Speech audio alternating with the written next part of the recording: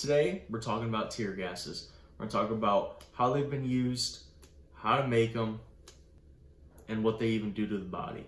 So, let's just get right into it. Let me pass it off to Mark for some historical background. Chemical warfare agents have been in use for millennia.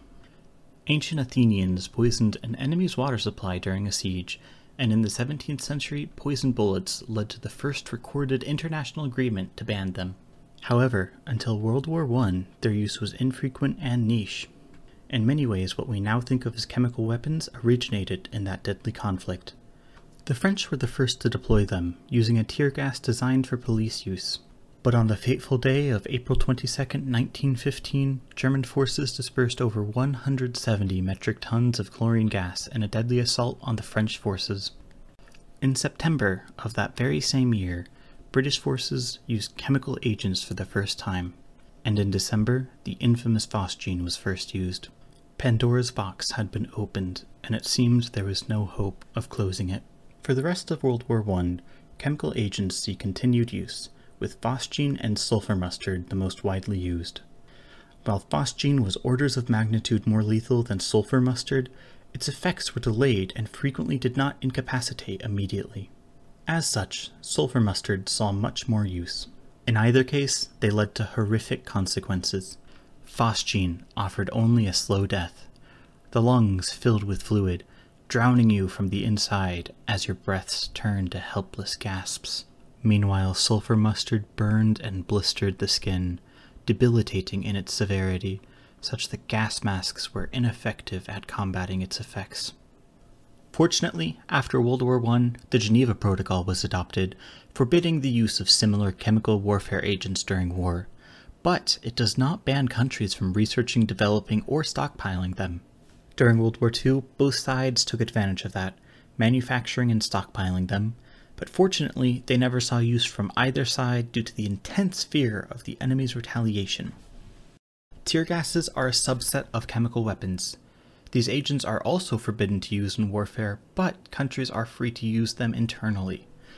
The two most commonly used are CS gas, an organic chemical synthesized in the mid-20th century, and pepper spray, purified extract of hot peppers. These two offer a balance of immediate incapacitation, but relatively low toxicity.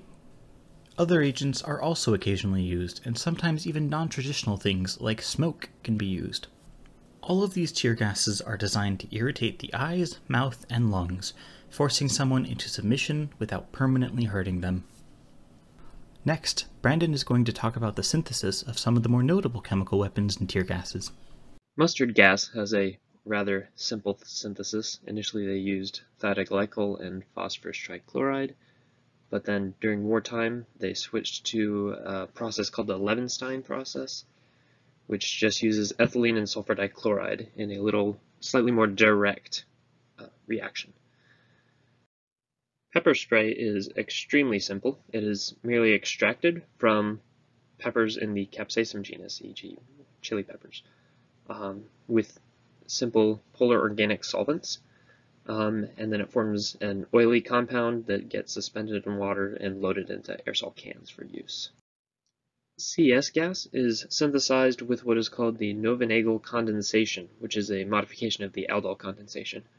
A couple things to note is that its production method has actually been kept the same since the molecule's discovery. And you can note that it is catalyzed with a rather weak base, but multiple other bases and microwave promotion, there's a whole bunch of ways that they found to catalyze this reaction other than the weak base. So our mechanisms for the next three products, including the mustard gas, CS gas, and pepper spray, they're all relatively simple. And I'm just going to go ahead and draw them out now, and then we'll talk through them in a bit.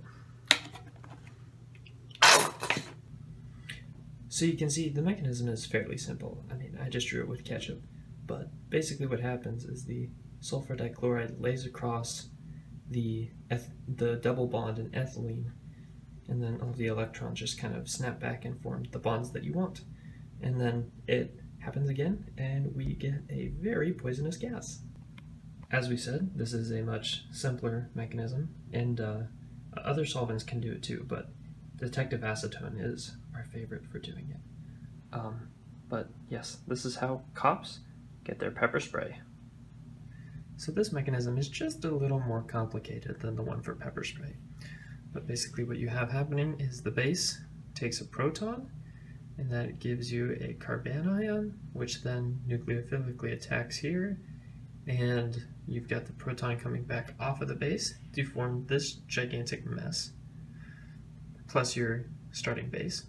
You've got a proton hop from there to there, which produces this, and then you've got water, which is a good leaving group, who leaves, and your carbanion forms a double bond, and then you get your final product. Yay! And you can go do terrible things with this gas that you've made. And now I'm going to hand it off to Sahar, who's going to tell you what terrible things you can do to your bodies with these gases. Thanks, Brandon. Now I'm going to talk about the reaction with the body and why it hurts. So first, CS gas. CS gas is one of the most commonly used gases to quell protests and riots. This is because even though it can cause burning sensations, visual problems, coughing, increased mucus secretion, and severe headaches, these symptoms will only last for about 10 to 30 minutes. Studies were conducted on mice to explore the toxicity of CS gas in the body. Researchers concluded that there were two main mechanisms of toxicity, one short-term and one long-term. The first one was the liberation of cyanide from CS, which was a short-term process. This was quickly reversed by sodium thiosulfate, which is the second process. Secondly, we're going to talk about mustard gas. Mustard gases are usually classified as nitrogen-based or sulfur-based mustards. Check this out. Generally speaking, a mustard is a compound composed of B, CH2, CH2X groups, where X is a good leaving group and B is either nitrogen or sulfur, which act as bases. In nitrogen mustard, which is one of the most common mustards, there are three groups. There's this group, this group, this group, and B is nitrogen and X is Cl. When mustard gas enters the body, it can cyclize because the lone pair on the nitrogen could attack this carbon and expel this chlorine, effectively making this structure. This molecule is very unstable and reactive due to the cycle over here. There's lots of cyclic strain, which allows the nitrogen from the guanine to attack this carbon and create this structure. This process is called guanine alkylation, which prevents the linking of DNA as normal and causes tissues to liquefy. Ultimately, this is what causes the blistering and the cancer.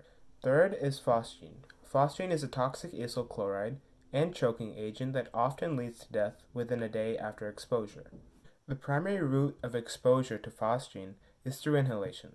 In the body, hydrolysis does occur with phosgene, but the products hydrochloric acid and carbon dioxide are disposed of through coughing and tears. A large majority of high toxicity is exerted by acylation of proteins, which takes place in the lungs. Proteins contain amino, hydroxyl, and sulfhydryl groups, all of which are a target for acylation, which is no surprise given how electrophilic the carbon of phosgene is. As we learned in class, acid chlorides react with essentially any other carboxylic acid derivative, and that is exactly what is happening in this process. In addition, the process of acylation produces hydrochloric acid in the lungs, adding to phosgene's toxic effects. The formation of HCl also explains the burning sensation in the throat and eyes. The acylation of proteins also leads to the breakdown of the blood-air barrier and inhibits several enzymes from facilitating energy metabolism. If you still don't believe us, here's Brad with more information.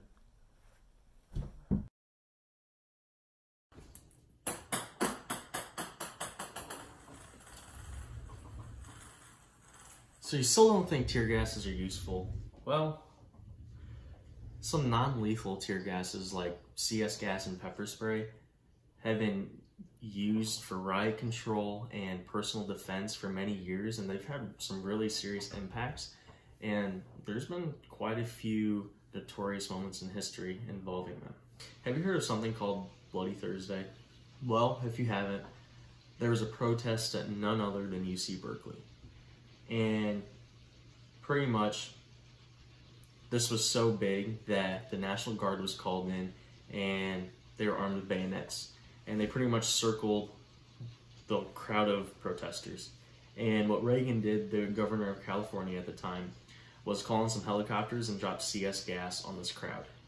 And people were experiencing disorientation, trouble breathing, some were even puking, and some even experienced some temporary blindness. So I mean, this gas did this. This tear gas did this. That's pretty insane. Now you may be thinking, you know, CS gas, that sounds scary, but what about pepper spray? Well, let me take you to another California college, UC Davis, where there was another protest. And pretty much the protesters were asked to leave. They didn't. And they're sitting on the ground, and this officer comes up. I mean, he was there the whole time, but he pulls out his pepper spray and starts walking down the line spraying these students in the face with pepper spray. And some lawsuits were made and all of that. And in the end, these kids were paid $30,000 each for getting sprayed in the face with pepper spray. I mean, CS and pepper spray aren't even lethal, but they've had some serious impacts. So imagine if gases like mustard gas and phosgene were still around. I mean, just imagine someone walking up with a handful of phosgene and slapping you in the face. That's pretty scary. A day later, you're no more. So I mean, this stuff is pretty scary. There you have it, tear gases. You know that they're useful. They've been used throughout history. You know how they work on the body, and you know how to make them. So I mean, you're probably just a Walmart trip away from making your own. So I mean, have fun.